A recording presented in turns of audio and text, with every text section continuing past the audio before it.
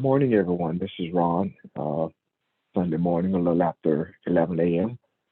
We'll go ahead and get started. Sorry I missed yesterday, but if I would give Nick a few minutes to recap in just a second.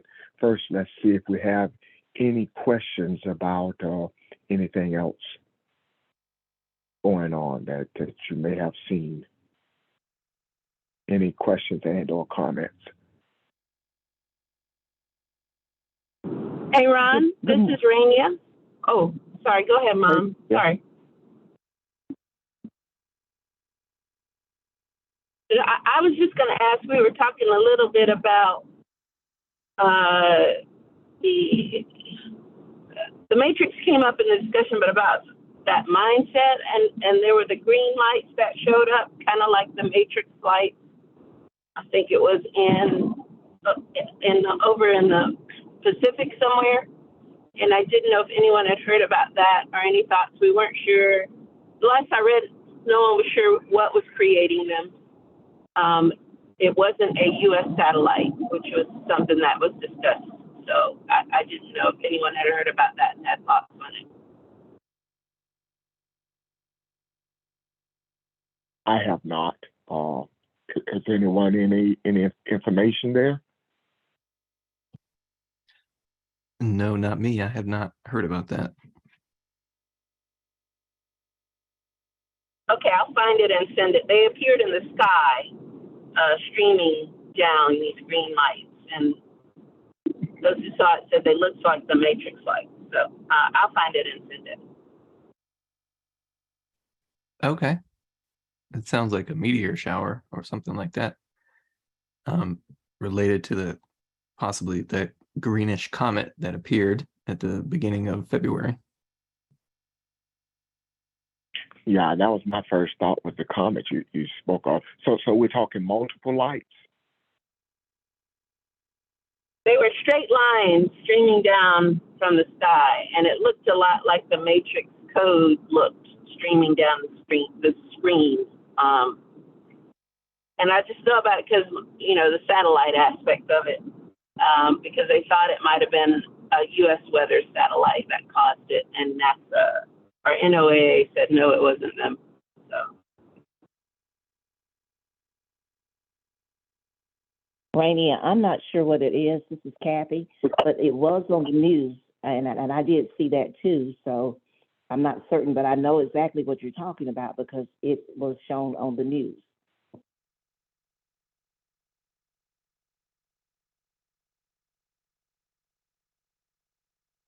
Okay, well, I'll find the story and send it out. So, okay.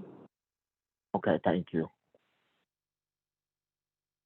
Just an observation by me. We see as we watch the news and as Rainey is talking about events like that, it's events like that earthquake that happened in Syria and Turkey that kind of reminds us who we are in the middle of our week when things are, maybe a bit chaotic or at least other things that grab our attention. That was a lot more catastrophic than originally thought. And so it just kind of breaks your heart. It broke my heart to see a man holding his daughter's hand, who was dead and still crushed under debris and her arms sticking out. And he could not let go of her hand. We just that kind of picture kind of stays with you. A lot of stuff going on, and just thoughts and prayers. Thank you.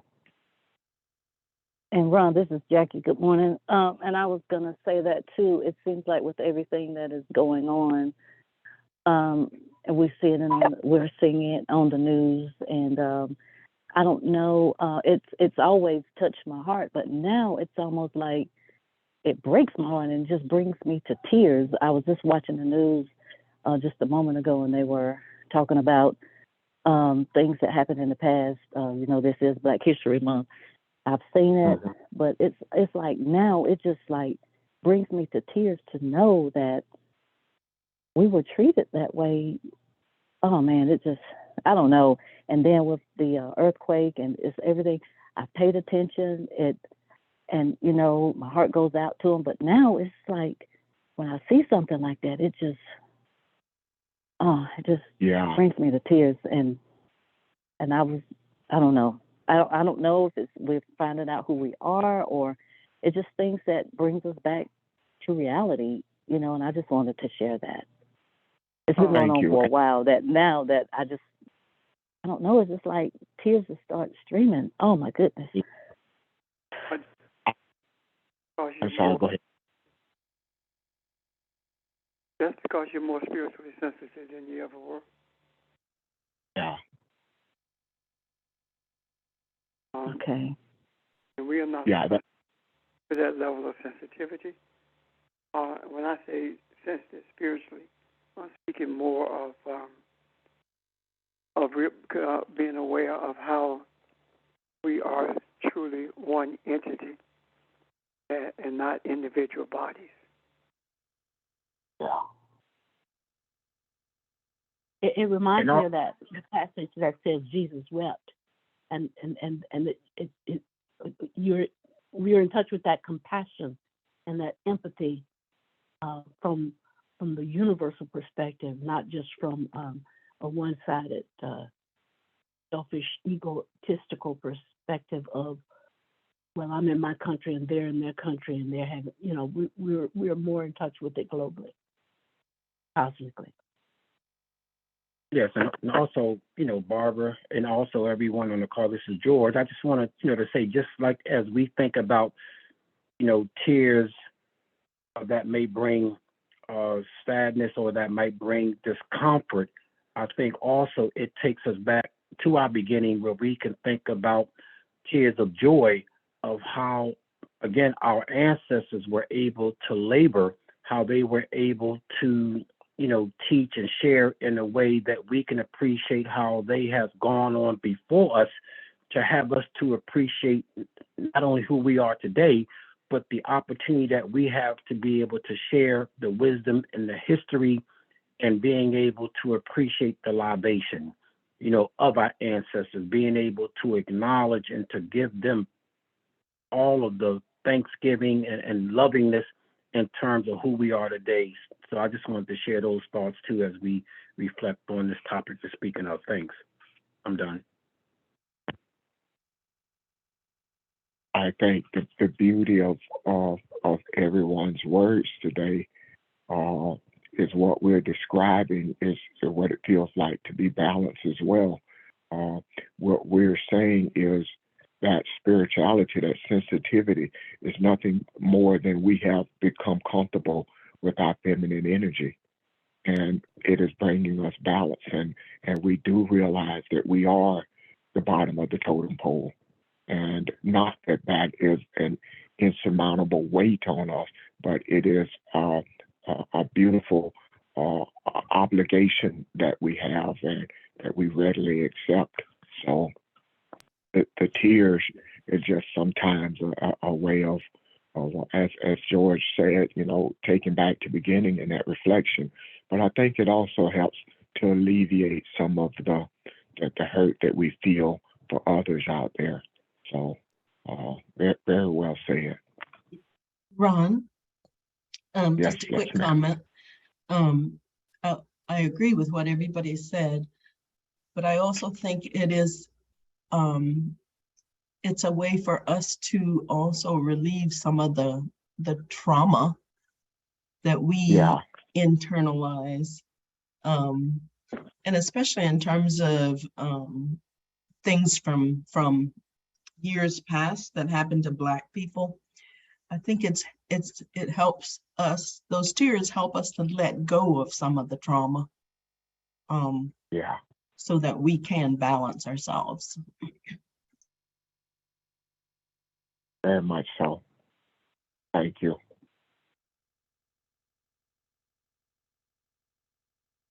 Is there anyone else? Any other topic that has caught your attention? Questions and/or comments?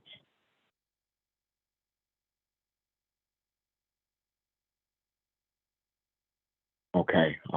I did not get a chance. I think I heard about the first 15, 20 minutes of yesterday's video and haven't had a chance to listen to it. So as we turn it over to Nick, I'll just ask him to do a recap for us, and we'll begin there. Thank you, Nick. Thank you. Morning, everyone. Hopefully I can remember.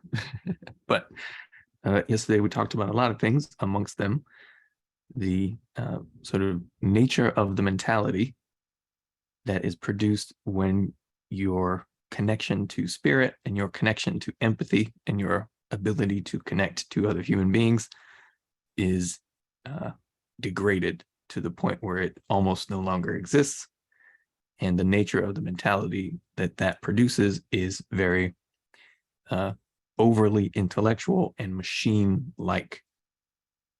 And I related that to our sort of current drive to produce things like artificial intelligence and just the ways in which we are trying to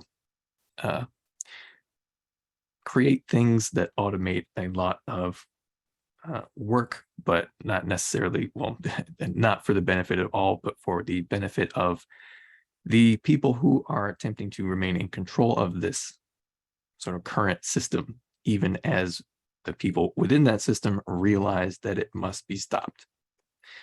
I talked a little bit more about the Avatar movies, the one that recently came out as well as the one that came out years and years ago, as a sort of cultural product of our collective recognition that we must return to a more spiritually, naturally, organically based way of living and relating to each other.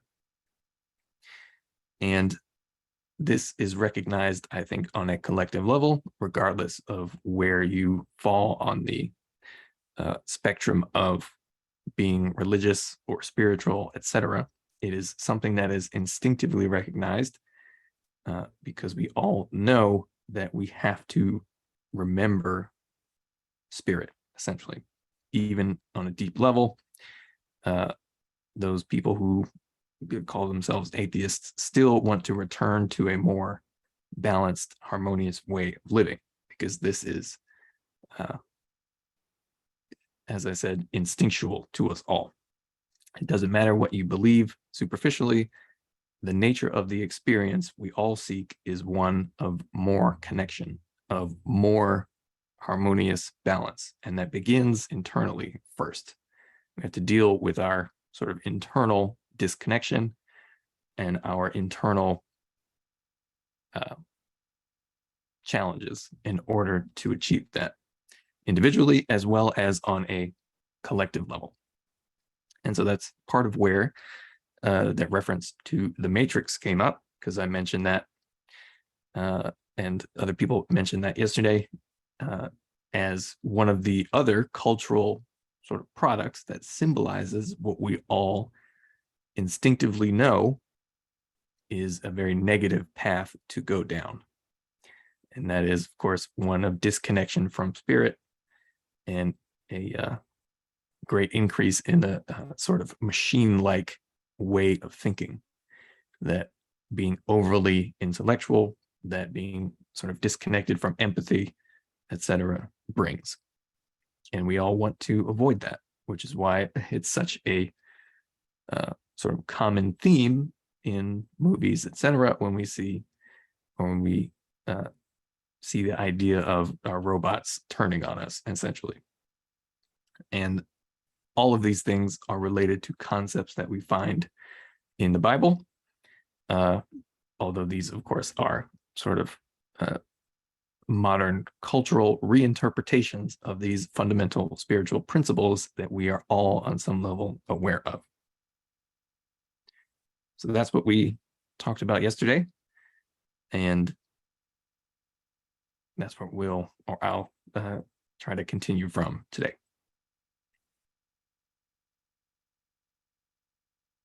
So did that make sense? Yes. Gotcha. I wonder, I'm just sitting here just contemplating. I'm wondering if extraterrestrials, meaning anyone out that does not reside or have its home on Earth, because there's probably some extraterrestrials that live here, but they aren't from here. I wonder if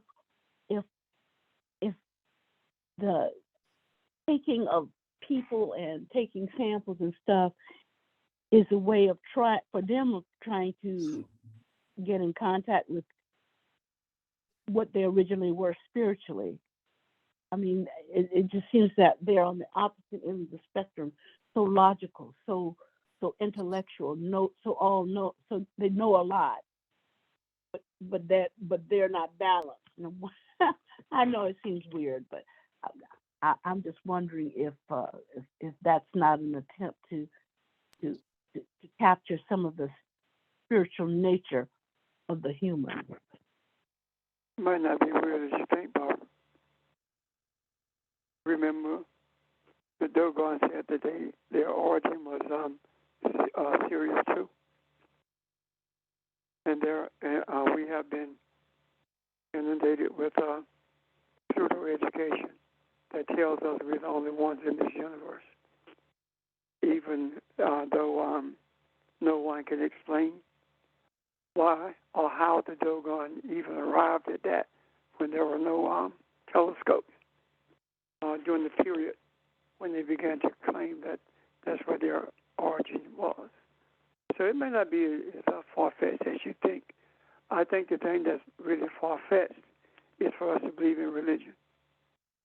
I think when Nick said something, made a statement earlier, and correct me, Nick, if I'm wrong, or if I misinterpreted, rather, about we, in our words, have to move beyond depending on intellect alone and becoming more spiritual. Is that justice to what you said, Nick? Oh, yes. Okay. So we have become so intellectual until we have not, we've not realized that intellect is one of the things that feeds ignorance. The most ignorant people on earth are the most intellectual people. Because the most intellectual people believe what's written in the book, not in spirituality. The most intellectual people discount anything that's outside of their box of intellect that's spiritual. So Barbara, it may not be as far-fetched as you think. It may very well be that this illusionary world that we live in is the blindness that separates us from all other entities that live in the parameters of this universe. And it may be not a search for our spirituality as you speak of those others who don't reside on earth. It might be trying to figure out why we're so dumb, why we are so blind to the reality of the true existence of spirituality. It may very well be just that, because honestly, just because we can name the elements that we are aware of in the earth and are able to put them together to create things that are deadly, it doesn't mean we are wise. It means that we are intellectual. I have a theory about plastic. Why is it that plastic does not degrade?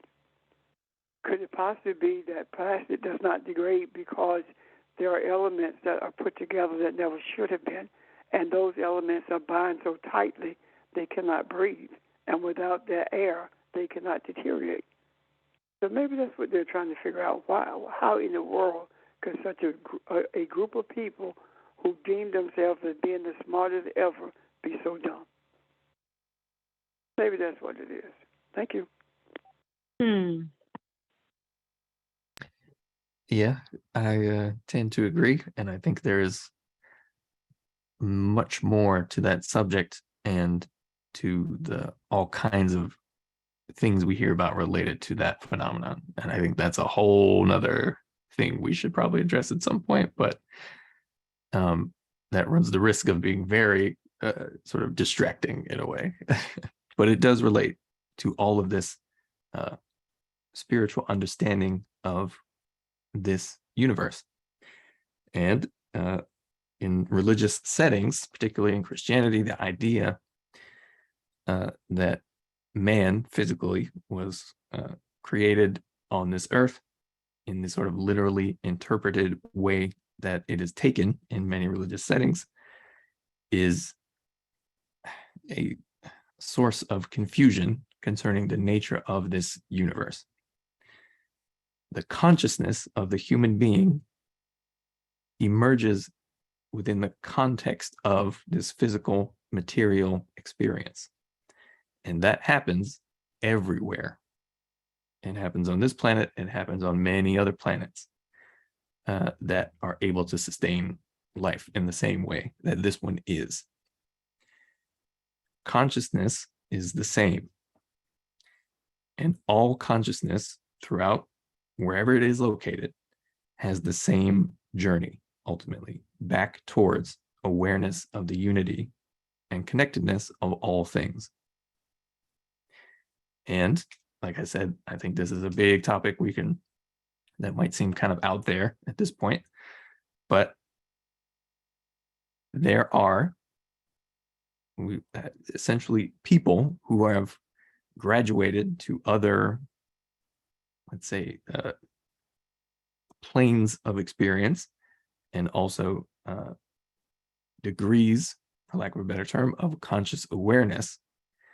And some of those people don't come from this physical planet, but they are assisting us and helping to balance us, is what I believe a large part of this phenomenon, when it is genuine, actually is.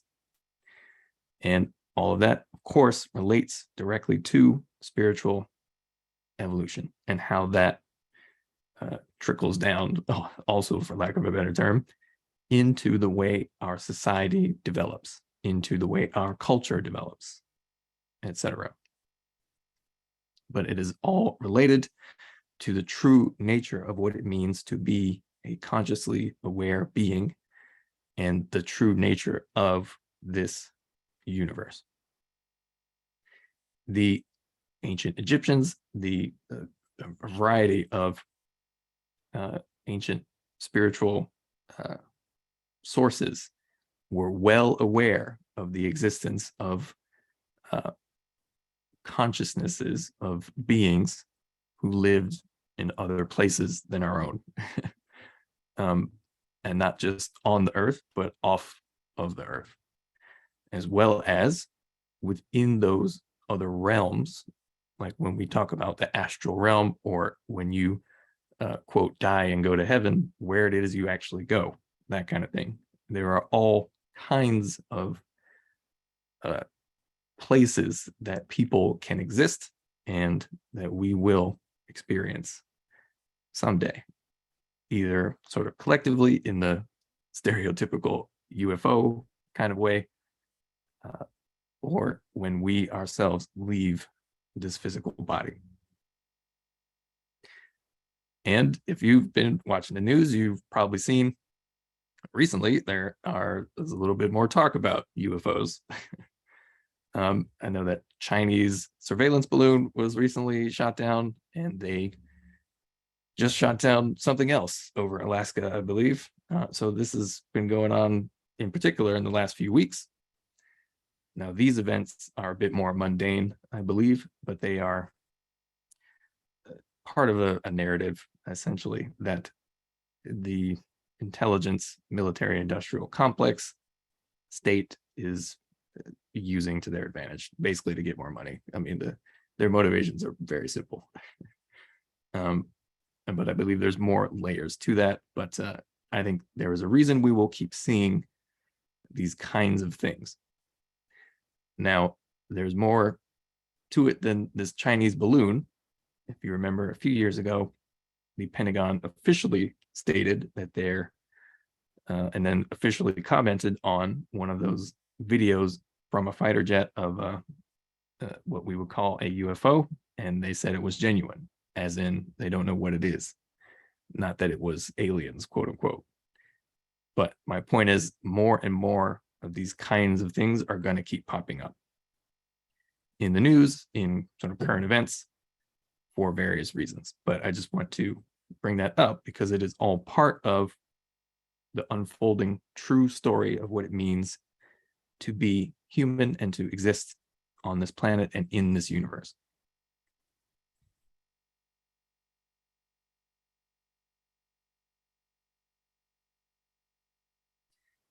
So at some point, we'll probably address that, but I don't want to push that too far because honestly, it's secondary. All that is icing on the cake, and the cake is the spiritual truth, which we are all able to draw from our own experience.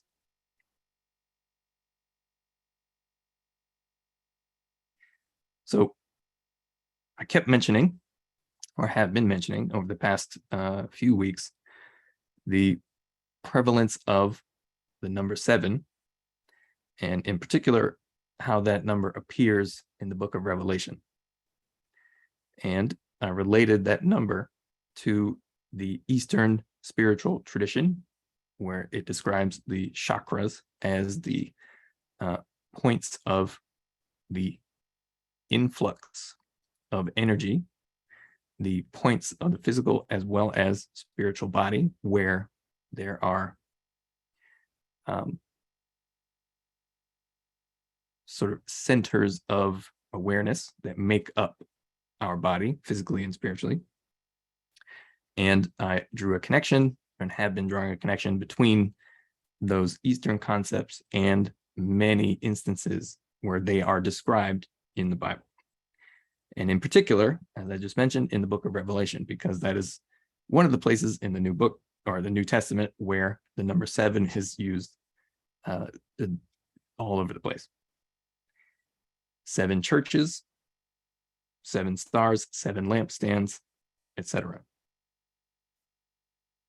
There is a direct parallel between what is being described in the book of Revelation and the process of spiritual growth and enlightenment. As we described yesterday, the drawing up of the energy that you possess as a consciously aware being is equivalent in the book of Revelation to traveling to the churches, to sending messages to the churches.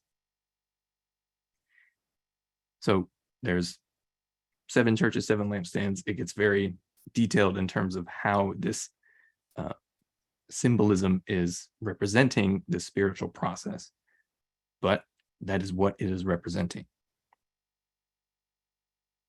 Now, on some level, we go through this process of spiritual growth, evolution, collectively as well as individually.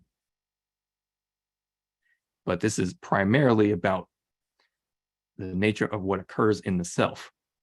When we direct that energy, when we direct our desire, so inward and upward, so to speak, towards spiritual things and towards revealing the layers of the self that make us up, and then dealing with what we find within ourselves. So that was a lot. Does that make sense? Any questions or comments? What do you mean by the drawing up of energy? Yes, essentially focusing on a particular spiritual goal, using a reservoir of energy that we have access to. And effectively, that draws up that energy through the layers of the self, represented physically as points of the body associated with these 7 churches, etc., in the book of Revelation, or in the Eastern system, the 7 chakras. It is increasing the vibration of your thoughts and desires on a basic level. It is learning to use your drive or desire to push yourself towards spiritual things, towards balancing yourself on an internal level. So drawing up is a bit metaphorical, but also literal in the physical sense, because as it is described in the Eastern system, that energy travels from a lower part in your body to a higher part in your body, eventually reaching the eye that is single, or the if your eye be full of light, if your the eye that is mentioned in the New Testament, which also is, of course, the third eye, the pineal gland, the things that we may have heard associated with the Eastern spiritual traditions, but they are the same thing.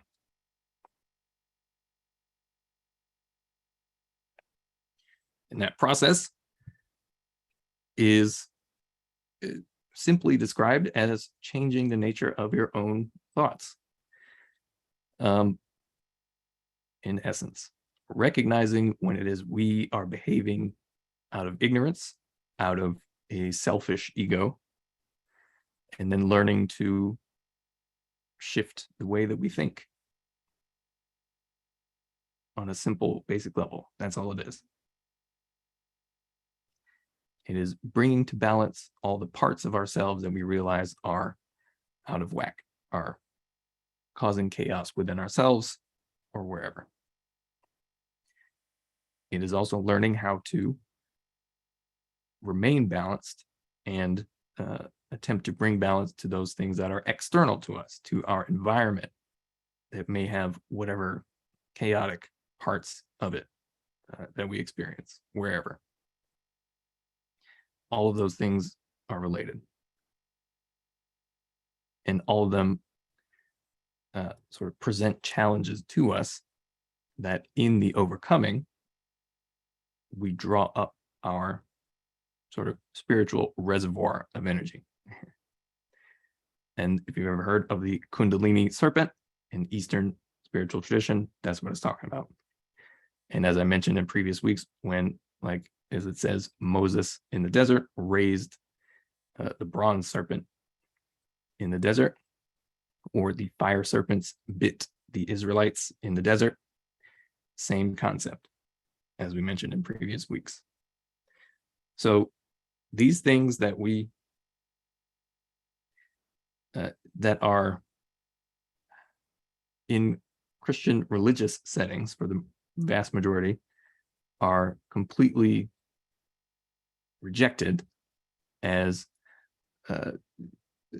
sort of the devil worship, and I'm referring to like the other Eastern spiritual traditions or religious traditions. Those things that are rejected and seen as whatever flavor of devil worship that they're referred to as, they are directly connected to concepts that are in the Bible and to the spiritual reality of what the vast majority of the Bible is talking about. That is not recognized because, like we were mentioning before, of the over reliance on an intellectual, literal interpretation of what is in the Bible that happens in religious settings.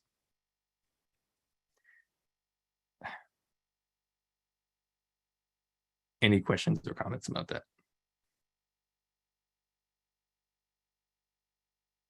So everyone who goes to church knows this is the case, but they do not consciously recognize it as the case.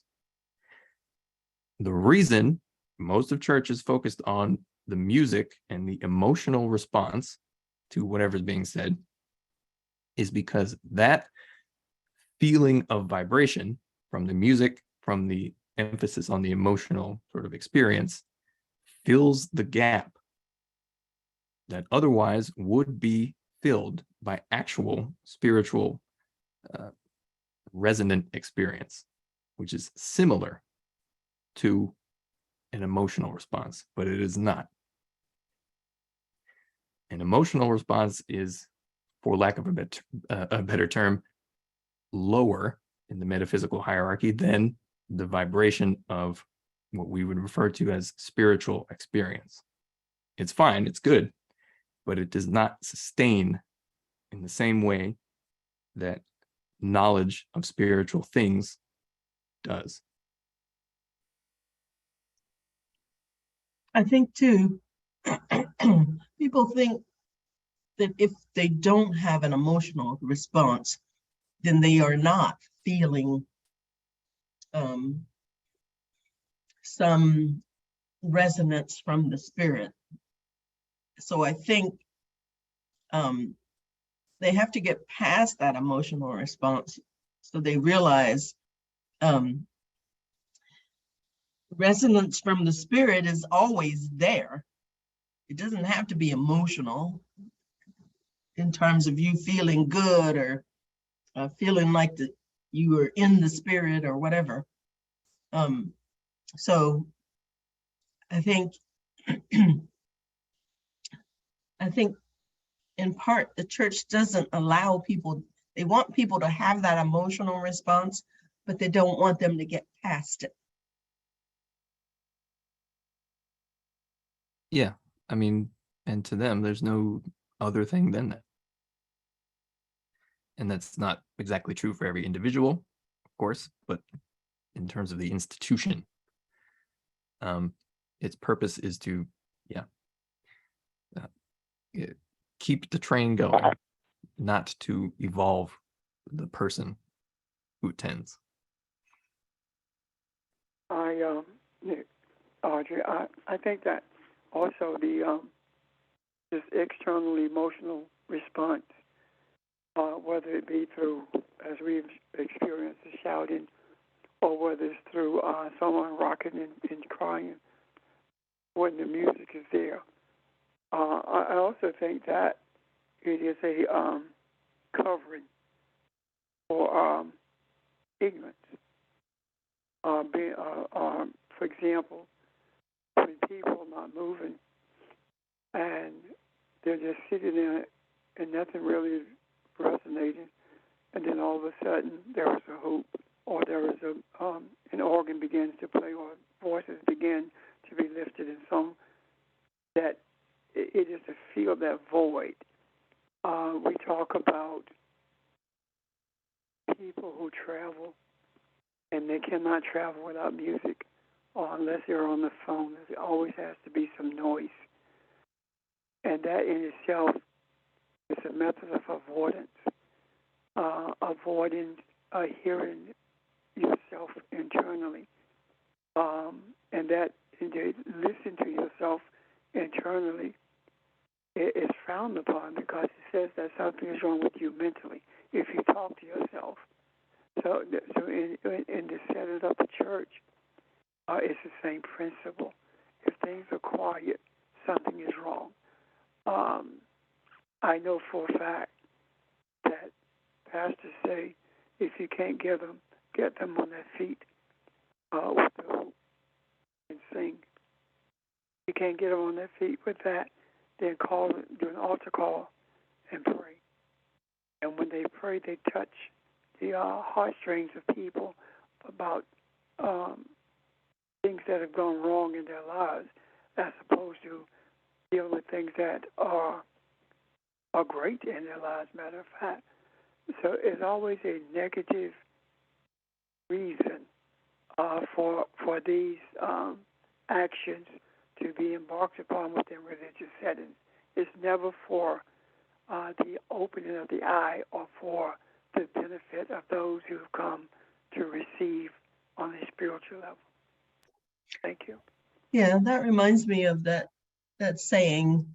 I don't even know if I'm quoting it right, but idle hands is the devil's workshop or something like that. The mind. Okay. Devil's workshop, yeah. Yeah, so sitting quietly is an idle mind. Yeah, so all kinds of things have been invented to fill the void. It's almost like, it almost equates to like an idol, because you need something to fill the void, something to focus on, as opposed to focusing internally. Anyway, that's all I wanted to say. I agree with that. I think I heard something else in this too. Nick was talking about the soul it not being filled with what it needs, and it is filled with the religious stuff that the church is offering. Uh, I remember we're having a discussion about this. There's something I read about the same type of hormones that you gain sexual pleasure from. It feeds off of drugs as well. So your body craves these things, and this almost sounds like a craving. This it can't be. I'm not getting what I need, but you don't realize that, and this artificial thing or this external thing sort of fills that, and you think you feel that feel good moment, and that becomes a craving. It becomes something that you need, and it kind of grows from there. So just listening to what we're saying, it just kind of popped in my head. This can be sort of an addiction. Religion can grow into that. I would suppose that those things that are external that stimulate you, and it just kind of reminded me of a drug or something. Religion is an addiction. Yeah, I remember when the first place was at Great Faith, when we talked to, I said to them that we are not going to have choirs anymore, no auxiliaries at all. We just simply going to study and understand what the Word is saying. That's where the created, where for God is leading. My words were, and there we underwent great criticism, and there were people who left because of that, which means that they were more addicted to the music. And I remember the same thing at Mount Calvary, and I said the same words and said a particular song that they were singing, no, don't do that anymore because it is antithetical. And I had to get up in the middle of that song and tell the pianist, don't play it. I told you not to sing that. All of them got upset with me. Now, the ones who were upset was not so much the people sitting in the congregation. It was the choir, with the exception of a few. And afterwards, I realized something. Well, if you think about being at churches, the things that they wait for are two things. I'm talking about the African church in particular. They wait for two things. They wait for the hoop, the music. That's it. If there's no music, there's no hoop, then you haven't preached. No matter how intricate the message is in terms of understanding spiritually, to them there's something missing. And that is no different than giving someone an aspirin as opposed to fentanyl when that is what they're accustomed to. That's the same principle. The addiction is there. So the question becomes, what is an addiction? Because addictions are not physical at all. Addictions are spiritual. There's thousands of Vietnam soldiers who were addicted to heroin and other drugs in Vietnam. The overwhelming majority, I'm not talking about thousands of them, who came back, never touched a drug again. It wasn't a physical addiction. It was more of a spiritual addiction to anesthetize them against what they were experiencing. And I think that we miss it when we look at an addiction as being physical. And the church itself is a classic example of that spiritual addiction that happens. When I say spiritual addiction, I'm talking in the church is something that's trying to substitute for what, as Nick said, the soul needs, as opposed to the soul receiving what it needs. And if you think about what you experience is when your soul receives what it needs, and that's an awareness of self, then it's no longer an addiction. It brings a sense of peace over you, and you're more able to interact with others on the basis of where they are coming from, as opposed to being critical of them because they're not where you think they ought to be. I hope that makes sense. Thank you.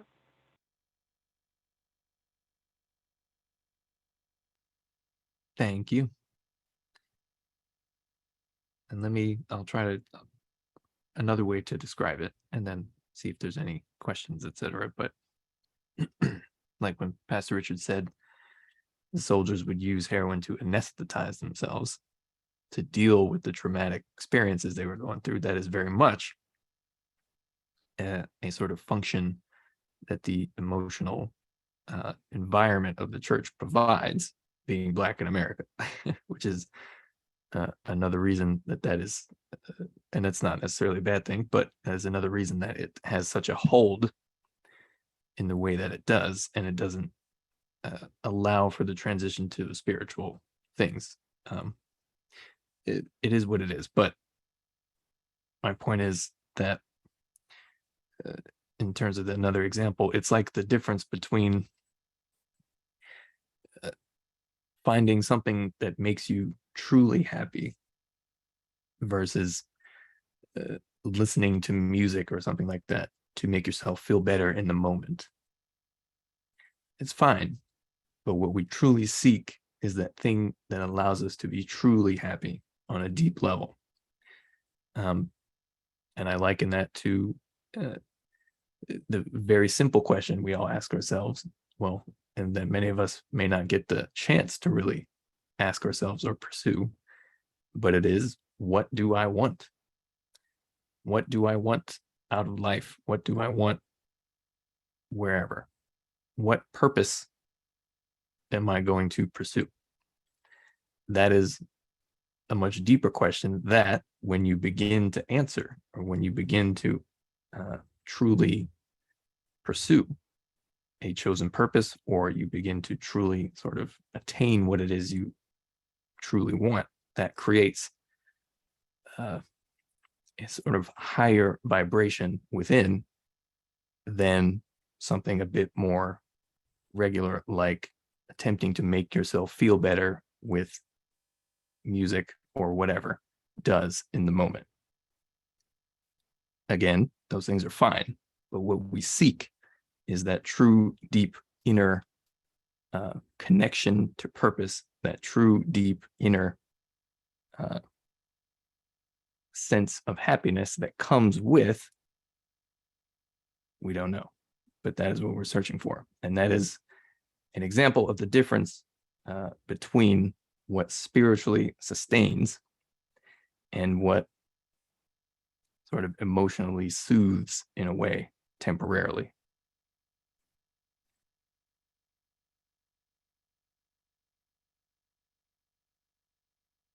So, hey, this is Charles Nick. Yes, sir. It was told, I don't know if I read in the Bible or anything, that Lucifer was over the music, and he used to bring the praises and stuff to the Father. So, what makes music now so different? Interesting. Well, there's all kinds of influences, of course, in the direction music travels in terms of our society as a whole, but in terms of the role and the nature of it in church, it's pretty much always been the same. It is you mentioned Lucifer, it is the flawed attempt at returning to a state of unity or spiritual knowledge and awareness.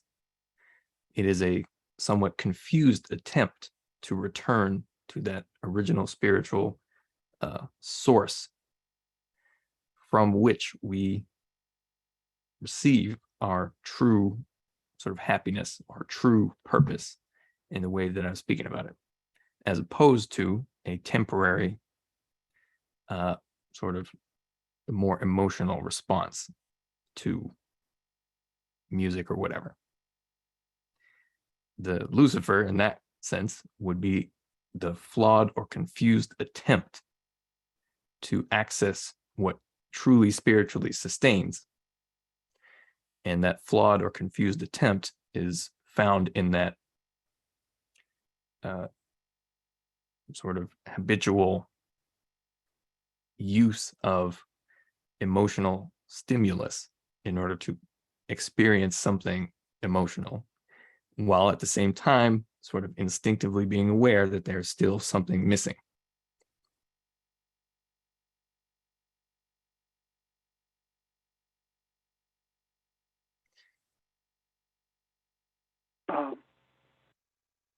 May I add something? Yes, sir. I see that also as Lucifer being an imitator, an imitator of light. It is a devious and deceptive attempt to replace the desired need for enlightenment itself, and the music is deceptive in making an attempt to do that. And to this day, the music in church is totally deceptive. If you were to take the lyrics of the music that's rendered in churches and compare them to the scriptures, especially gospel music, you will find that they are antithetical to what the scriptures are saying, which means that they are not scripturally based at all. So it's, as Nick said, it's playing the same role as it did when it was written about in the scriptures. This is not a literal Lucifer, literally being in charge of the music that comes before the Creator. This is a message to us, telling us to be leery of the music that makes an attempt to replace the desires of the soul. One of the reasons, and I speak this from experience, one of the major reasons that we did not return to the music in terms of choirs is because when we took a look at it, that's what we saw, that the music was not conducive to what the scriptures were teaching us. So we just walked away from it, and that's still the same thing to this day. One of the least things one of the things I wish I was able to truly understand about all of it is, why is it that people continuously go to a setting where they complain about there's no message coming from the pulpit, but yet they keep going and they say, well, the choirs are good. Well, my experience when I was in Haiti, moving from church to church over weeks, I found that none of the gospel music was acceptable, and very few hymns were acceptable, because they did not, you could not compare them to Scripture and get a truth from them. They were so different. So, Charles, I think that's it in terms of the deception involved in it. Thank you. Thanks, Nick. Thank you both. I think, too, there is nothing more powerful, especially as a distractor, as music. I mean, think about it. We always talk about the rhythm, and the vibrations of it. It's the perfect solution to take you on a journey, and it does seem right because it feels so good. It's almost seductive. So, yeah, I what everybody has said, and it captures you without you even recognizing it. It's only for a brief moment. anything. Could I inject something, please? Uh-huh. Um, I just feel the need to inject something for a little bit more balance, because it's coming across seemingly that music is totally wrong, or music is so. But to make for those who are listening, the issue is it's one of those things that has been distorted in such a way that it is a distractor. But if you know who you are and you understand your purpose, music was also created. It's like on a spectrum where we say something is good and something is bad. Well, it's really not. It depends on the individual. Music is created on resonance and vibration, and the very nature of the cosmos is vibration and resonance. I just want to make sure our listeners understand that we're talking from the perspective that it's been so distorted such that it becomes a distractor rather than an enhancer of understanding who we are. Thank you. Thank you. And you said the thing I was about to say, as is usually the case. Yeah, music, nothing wrong with music, of course. But, well, go ahead, Pastor Rich, and I'll come back after. I agree. There's nothing wrong with the music itself. It is the hertz that it vibrates at. Just like everything else, and for lack of a better term, worship was distorted, manipulated, and used for deceptive purposes. So it is with the music itself, because quite frankly, if the music was not effective, then that would not have been a fight to keep the enslaved from using drums or other instruments for music. So when we're talking about simply, my reference, matter of fact, was simply to the music that is used to manipulate, that does not vibrate at the hertz that the universe does. That's the distortion in it. Thank you. Good morning. Good evening, everyone. It's good to hear that the balance of, we're talking about music, how it enhances and how it distracts. Being that I'm born in 1971, I'm a product of hip hop. And if you remove hip hop out of society, you really don't have a society. Whatever hip hop backs, it always blossoms. The reason why Black Lives Don't Matter or Black Lives Matter has not taken off, because hip hop is not involved in it. Same thing with the LGBTQ community. It will not take off because hip hop does not agree with it. So when you look at hip, please. What you just said is that if we don't have hip hop, there is no society.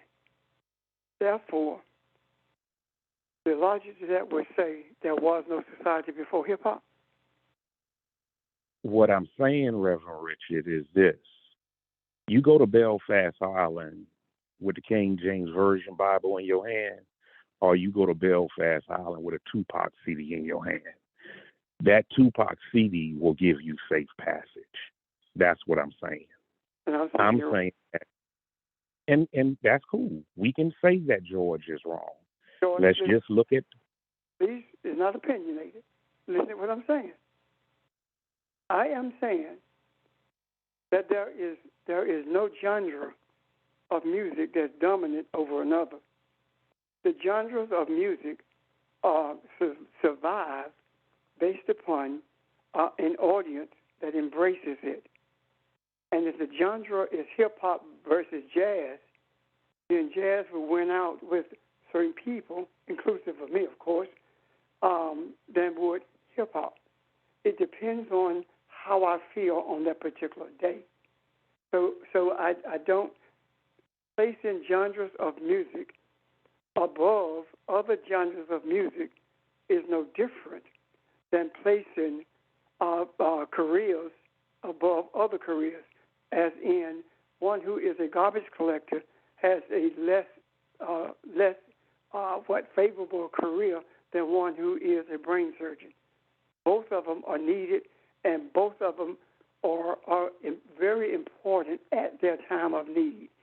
So I do not see the logic in saying that hip-hop is the foundation that creates a society.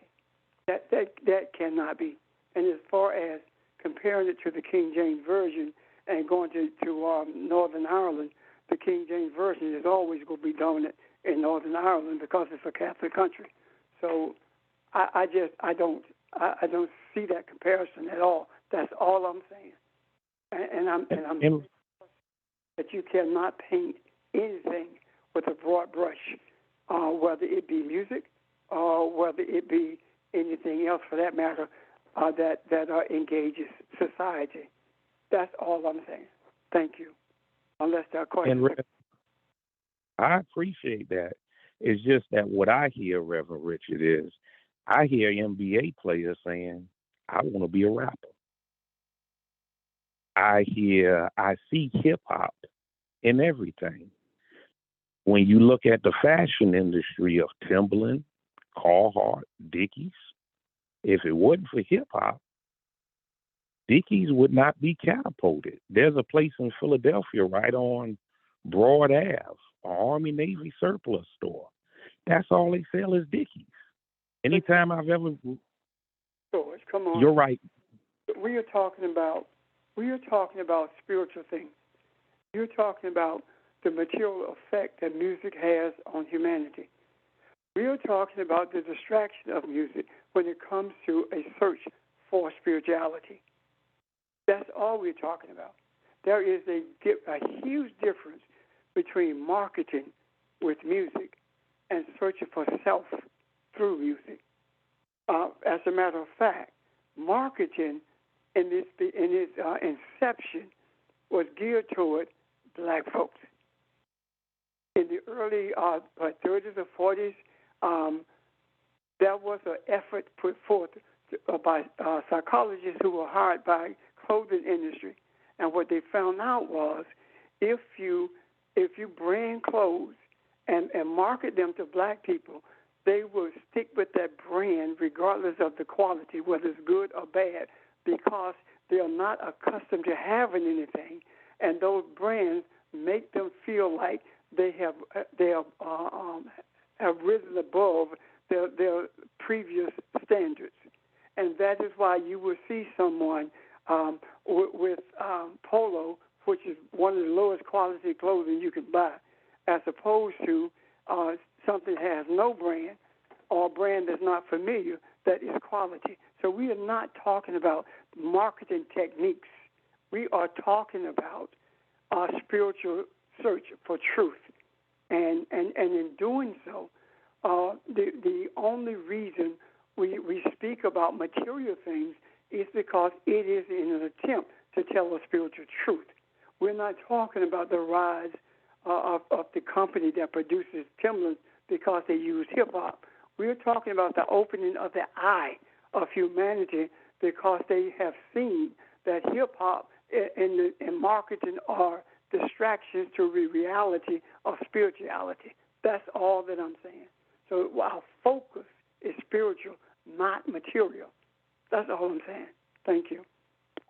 Yeah, and Reverend Richards and everyone that's on the line, I think that when we talk about music and vibrations and frequency, I think spiritually, for myself, I enjoy, being able to listen to artists such as Marvin Gaye or Motown, because I think that there's a message in the music, and I think spiritually just having that discernment where I can think about The song "War is not the answer. Only love can conquer hate." But I think there's spiritual connotations in music, that sometimes help soothe the soul for me in terms of just being able to realize, what is the music saying, what is the artist is saying. So I just wanted to share that thought on music, because I think that there's some, music that definitely, ministered to my soul, and to search for it and look for it spiritually, is my desire. I just want to share those thoughts. I'm done.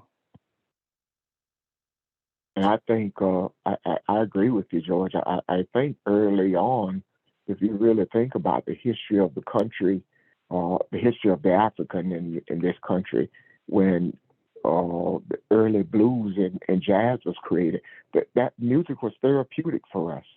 It was a release. It was an escape, and so all of that speaks to spirituality.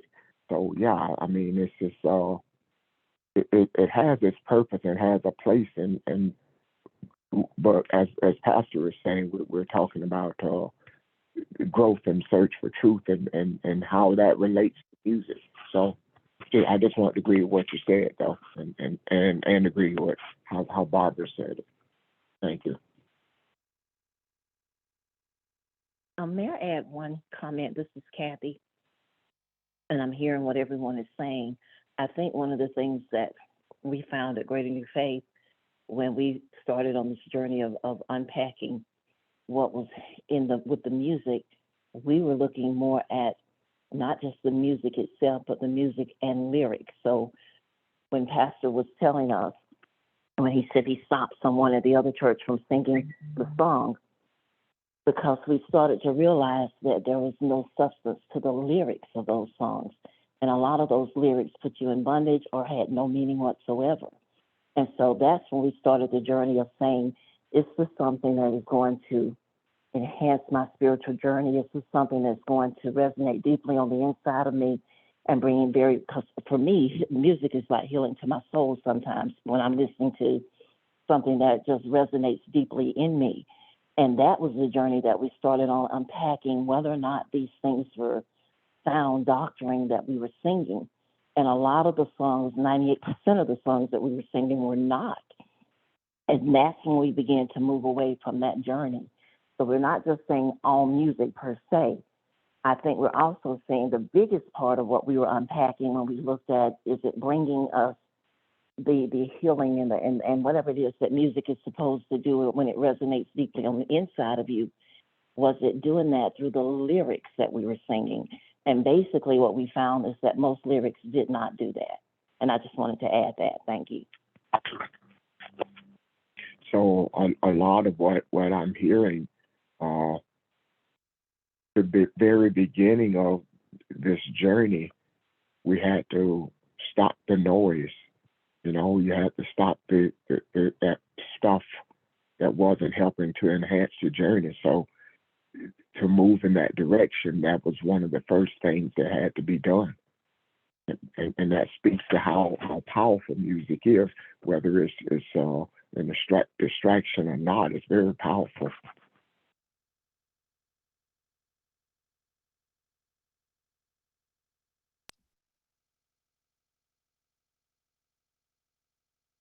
Okay. Who was the guy? I'm back. I want to add something. I think the things we're saying are correct, including what the first George, my apologies, I don't know your last name, first George on the phone was saying. I also think that is truth to what he's saying. Hip-hop is, if hip-hop's not in it, it won't survive, but that is because of the nature of the vibration that the music African people produce is what in many ways gives life to cultural movements. But it is more so the nature of the vibration in the spiritual sense that sustains that. And yes, it is perverted, converted to marketing, materialistic things, etc. But the origin of the popularity of whatever incarnation of African vibration is popular at the given moment. Currently now, hip hop is the most popular. It contains the same frequencies that trace back to connectedness to spirit. Now, it is more convoluted, more veiled, more confused, depending on the nature of the music, depending on the nature of the lyrics, etc. But it all connects back to the same thing. And we know that, and we can hear that. Europeans know that and can hear that, which is why Black music is the most popular music, which is why the cultural waves that are produced by Black people form the foundation for entire economies. All of these things are part of the same phenomenon that we are speaking of, but I don't want to chastise anyone's interpretation if they were in fact pointing to these deeper things.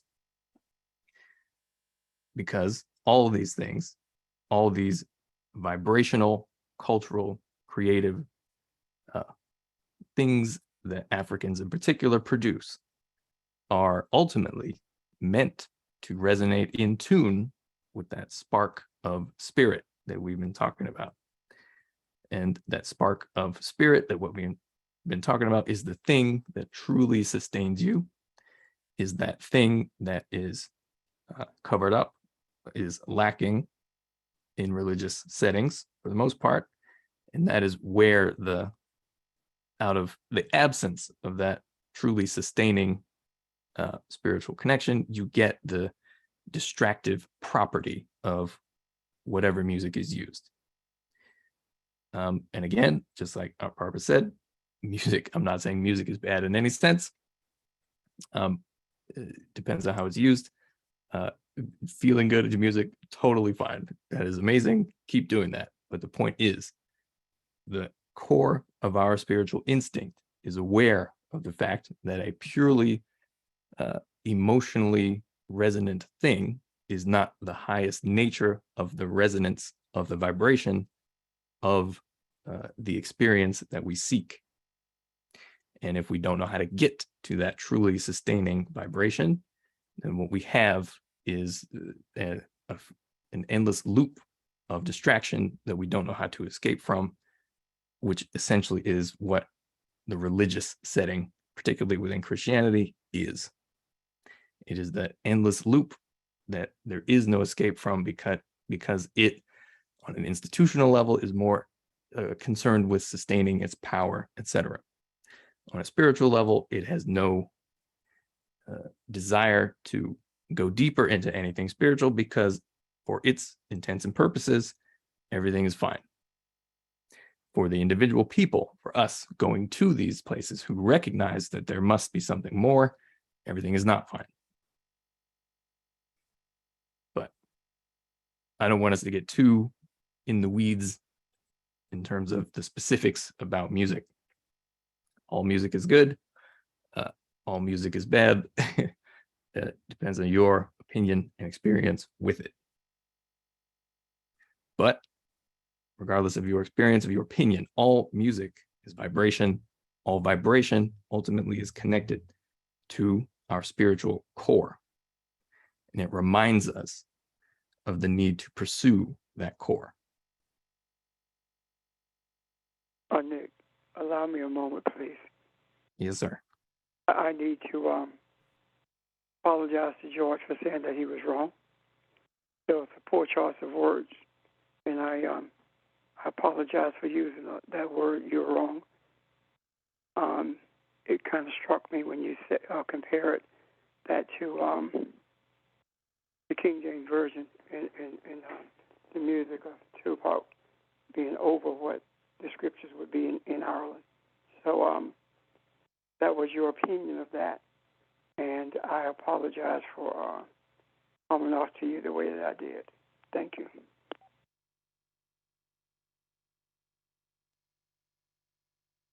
Thank you, sir. And thank you, everyone. This is Angela. I just wanted to share something. Relating to, it's not, some music is good, but this is more on the contrary, is the intent that the church put out. They put out that, one joined the choir, that you're singing singing to the Creator and you bringing people in. And there was an instance of, well, I'm pretty sure everybody on the choir that was up there, they wanted to be up there, but the whole choir was set down one time because the choir, it was said that the choir wasn't sounding the way that the pastor wanted the choir to sound. And when he came out, he couldn't preach because the atmosphere wasn't set, that the choir was supposed to set the atmosphere. So the choir was completely shut down for weeks. And then they came and picked, after that, they picked people who they wanted to be on the choir. And I don't know about the rest of them, but for me, I started asking questions within myself, because I said, now, if I'm supposed to be singing praises to the Creator, is it based on how I sound, or is it my intent? But the way they put it out, is like it made you feel a certain way that you weren't good enough. So I think that in that way, it can destroy the inside of a person spiritually, if you're thinking that you're doing this for the right intentions, and somebody tells you that, okay, well, you got to sound this way. So it was just an inward thing that, bothered me, just saying that if you're trying to, the church supposed to be, it's supposed to be trying to, or I'm saying the desire is to build people up, but instead they tearing people down. That's all I wanted to say. Thank you.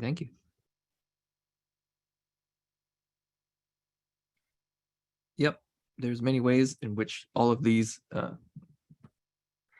tools are used for better or for worse. Under our system of capitalism, the tool that music represents is used to drive all kinds of things.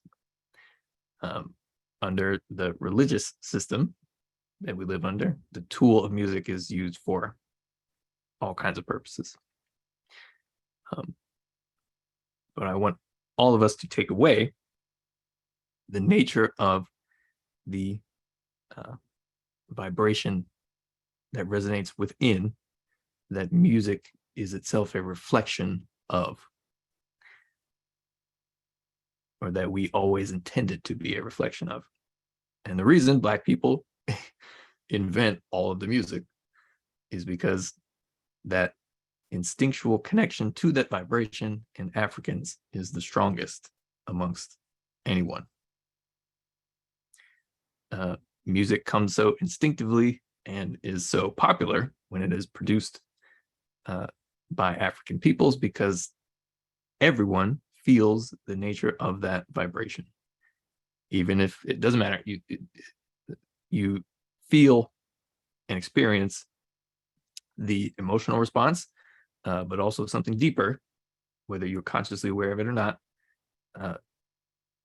as a result of listening to and vibing with the music that Black people create, because the core of all of it is seeking that spiritual connection, that sense of unity. And that is instinctive to African peoples in a much stronger way than Europeans, for sure.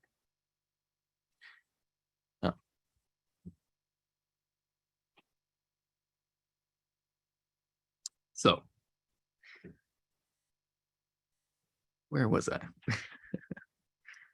Any other questions related to what we've been speaking about, or anything else, I think, before we wind down our discussion for today?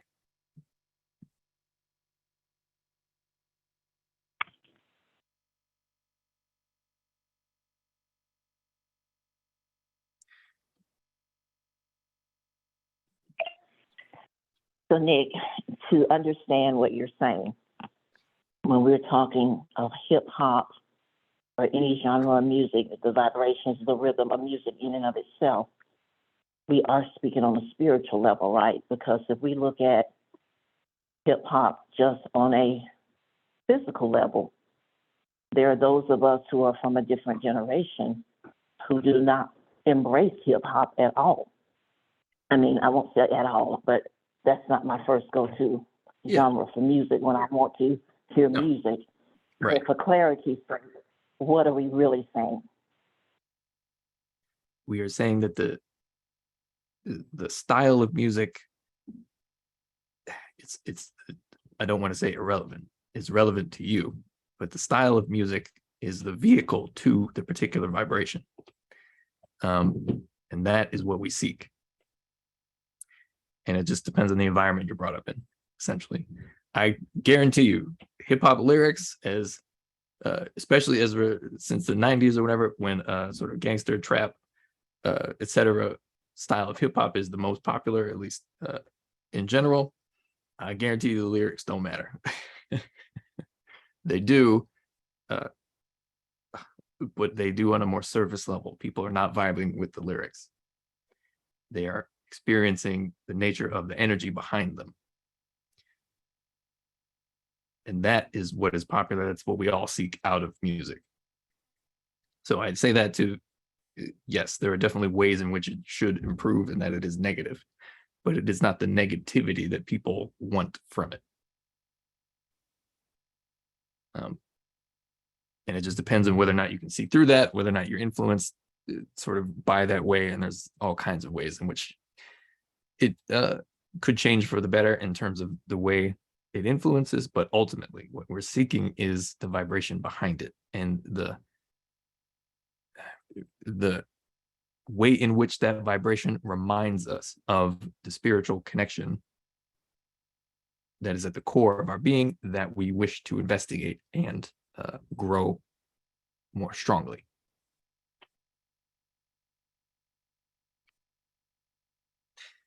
In general, all music is a product of its environment, in the same way that people are very much a product of their environment, and it's very difficult to break out of the pattern that the environment sets. And that's why I say we have to go to the source. And in this case, we're talking a bit more mundanely about things like capitalism and the way we structure our society. That has to change in order, for example, hip hop lyrics to change. But again, in terms of what people are vibing on, lyrics don't matter in general.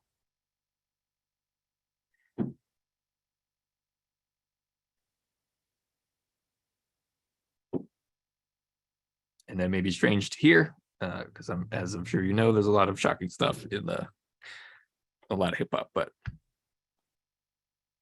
while I think that does have an effect, the main effect is not the lyrics. And again, the lyrics don't come from nowhere. So we are in here to deal with the source of the way hip hop lyrics, in this example, reflect the confusion or negativity and the chaos that is created by a system that is out of balance with spirit, that is chaotic and confused within itself, that is egotistical and destructive within itself. Because Black people, African people, will always reflect the nature of the vibrations of the system, because it is more instinctive for African peoples to vibe with the balance of nature and spirit. It is more instinctive for Europeans to sort of intellectually resist that environment. Both of those aspects of the whole human being have to learn how to work together. And whoever's messing up more obviously has more work to do. And that's obviously the European. But the point is, there are ways in which the ways in which we both become confused must be addressed. Within our current system overall, there is more confusion coming from the European method of attempting to understand reality, obviously.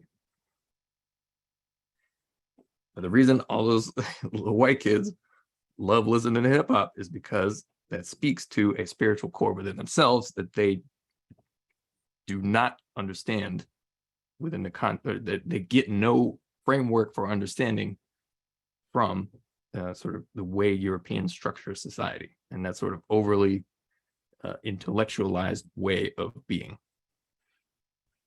And these are all general things. or that we're speaking about. Obviously, individually, within groups of people, there's all kinds of variation, but these are archetypal forces of emotion and thought that we are seeing play out in various ways.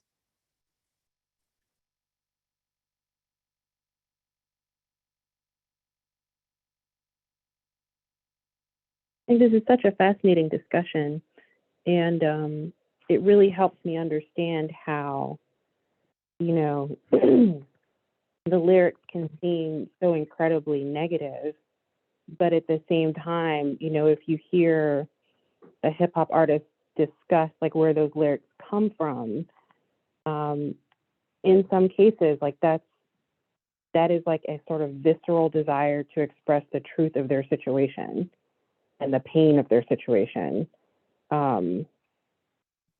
Always. It's like pull all that together. And I don't mean to say that it doesn't have negative effects. In some cases, I'm sure Right. it does. But in general, Agreed. what people want is, and you'd be saying nothing, which is why a lot of those songs say nothing. Mm-hmm. Mm.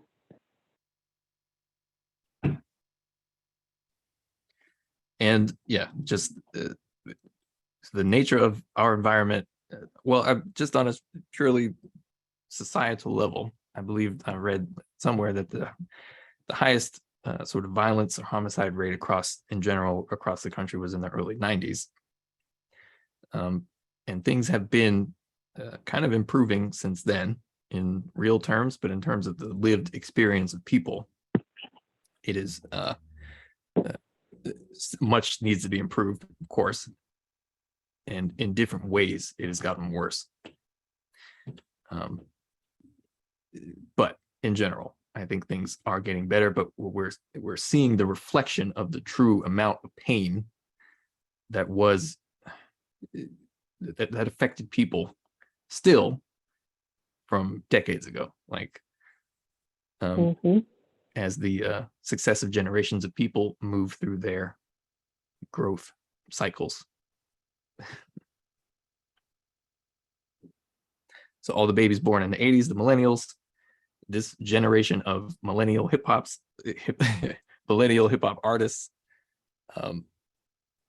essentially reflect the pain of growing up in whatever negative environment that was present when they were kids, and it was the worst, statistically speaking, that it ever was in the early 90s, which is roughly around the millennials were all kids, including myself. So I think that's in particular why hip hop is at its, at least in terms of lyrics, its lowest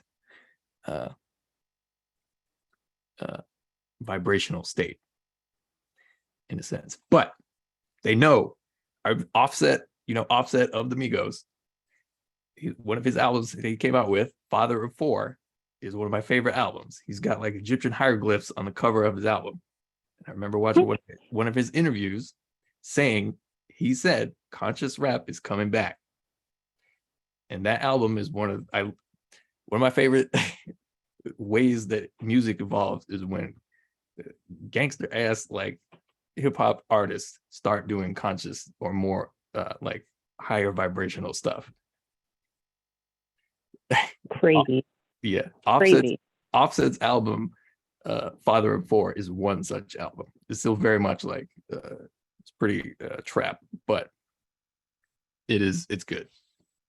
But I just say that to mention, like when we talk about older generations, like and stuff like jazz, Earth, Wind, and Fire, etc., and we see the higher vibrational, more obviously anyway, imagery associated with Earth, Wind, and Fire in particular, that is coming back. But the true depth of the pain experienced by people growing up in the height of violence and chaos is what we are seeing being played out in the hip hop music as a reflection of that. But it is getting better slowly, I believe. And it is getting better in proportionately to the amount that we collectively recognize that we must address this core spiritual disconnection. And as I mentioned over the last few weeks, the Avatar movies are one such cultural product of that recognition. Black Panther movies. I still haven't seen the second one. I'm about to see it today because it's out on Disney Plus. But Black Panther movies, same vein.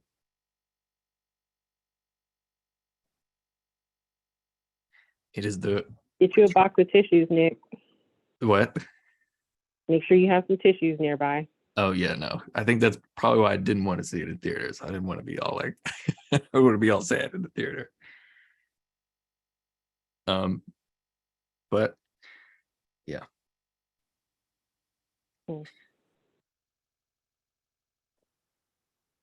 Speaking of the way in which spiritual things keep recreating themselves in our cultural products, when Chadwick Boseman died, I'm sure that hit harder than a lot of Black deaths, particularly because he was such a symbol of the return to Black spiritual power, playing the Black Panther.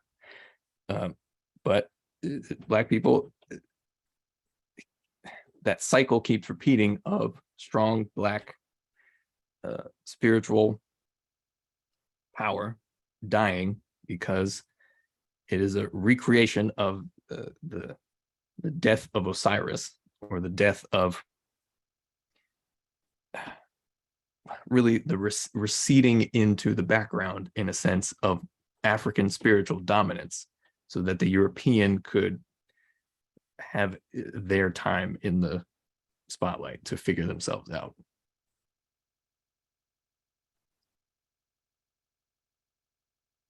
That sort of storytelling motif is always present, which is why it's such a stereotype where the Black people die first.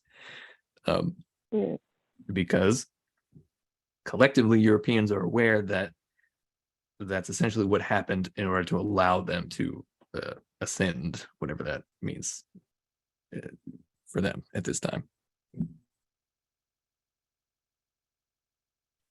But that had to happen because in order to heal a disease, you have to focus on that. And the greatest amount of disease, out of balance, chaos, etc., comes from the European way of thinking and what it produces, which is why spiritually it must be addressed.